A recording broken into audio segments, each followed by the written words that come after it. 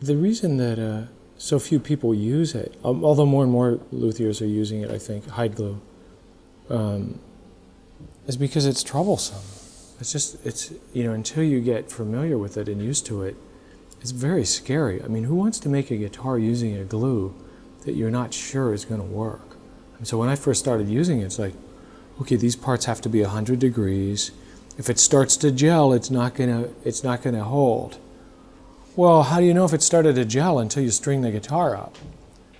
So you make your first guitar and say, let's find out if it gelled. If I got it together fast enough. I mean, who can assemble top braces fast enough to guarantee that it didn't gel? Nobody. I mean, I do it all the time, and every time I do it, I say, I wonder if it gelled. That's actually why I bought the $16,000 stereo. I should just come clean. It has a. It doesn't gel.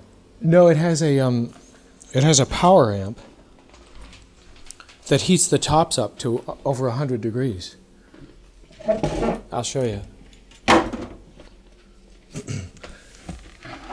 So I'm working here with Conrad Johnson.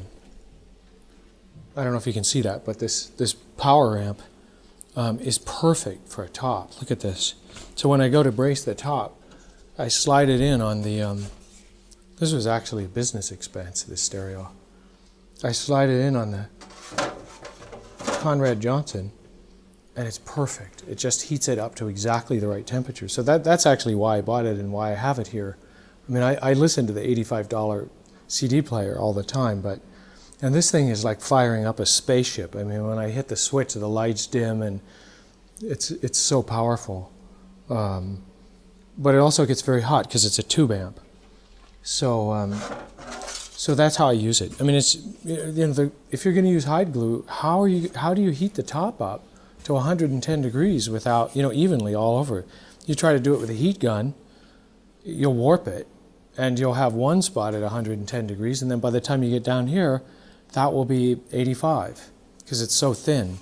So I heat up my gluing jig, which is not here right now, but I heat up the surface on which this is going to sit, so I make sure that's warm. I pop it out of the oven, the Conrad Johnson oven, and then put it on the warm surface, and then that just gives me an edge. I go to sleep at night resting somewhat more assured that it didn't gel, that the glue's actually going to hold. And I'm happy to say that I haven't had any guitars fall apart, but I've heard stories about in the old Martin factory when they used this stuff that somebody would walk in and open the door and the room would cool off and they'd be furious, I mean, they'd be messing up the, mucking with the system, with the gluing system, and I can see why.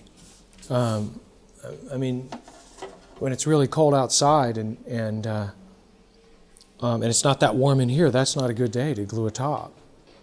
So I try to pick the day with that in mind, that I'm going to be gluing up a top. So that's part of the reason. It's troublesome to use, and it's scary. Until you do it for a while, it's really scary to use.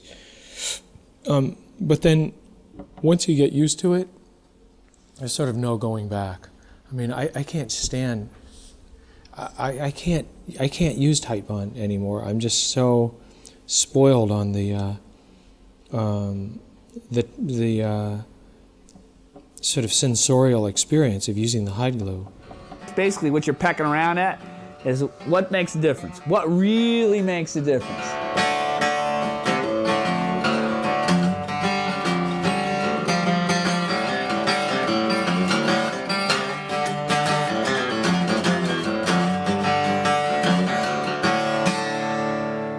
We talk about following the recipe. A lot of people will use, they'll get red spruce, they'll get Brazilian rosewood, they'll use most of those things, and then they'll use a bolt-on neck, or they'll use modern synthetic glues for most of the construction, for all of the construction. The first time I met Julius, when he came over the house, he was talking about, he gave me a long talk about glue, and the kind of glue, he's a glue nut. Well, I mean, I didn't even know what it was, but it's very important, apparently. The old ones were put together with hide glue. Most of the new ones are not. Usually they're using white glue. I have so many questions that are unanswered. You know, given, I mean, I understand how we pull a lot of this stuff off with modern adhesives, but I don't understand the whole process of how they could have possibly made 45 style guitars without the adhesives we have today.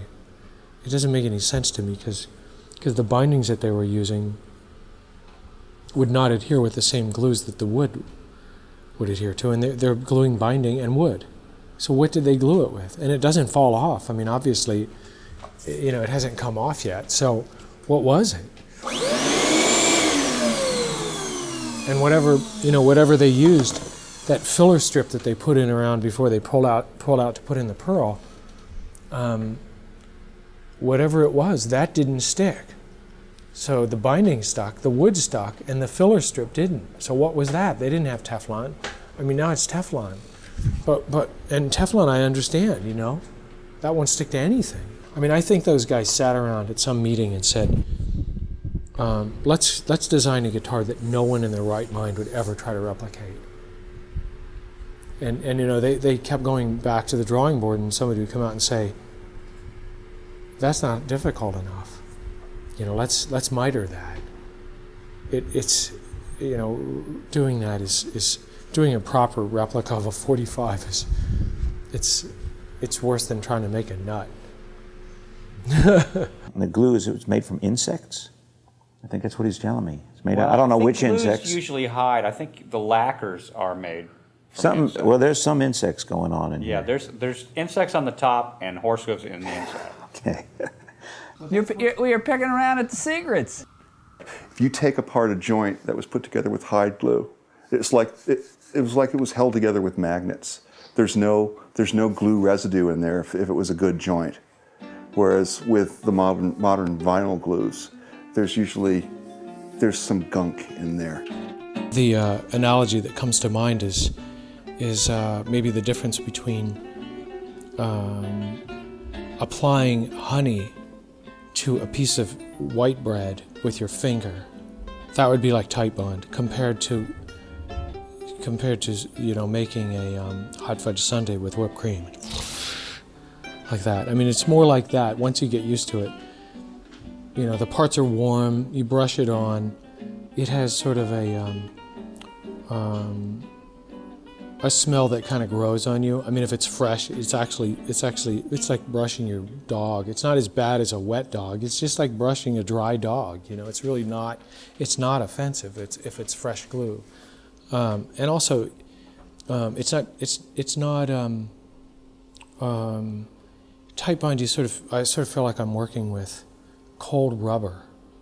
It's stretchy and it's kind of gooey and sticky. And the tight bind's kind of sticky, but it's just a different sensorial experience, and it cleans up more easily. I mean, you can take warm water and just wipe it right off, and the tight bond is kind of gooey and hard to get off. So that's about usage. About tone, the same. It's the same problem, you know, as the truss rod, because it would be totally impractical for any modern guitar manufacturer to use hide glue.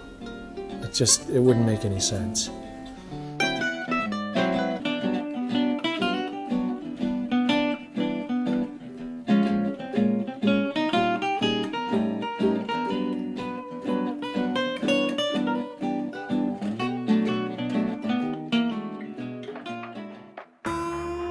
Gourmet Guitars, the best Luthiers DVD series. From guitar enthusiasts for guitar enthusiasts.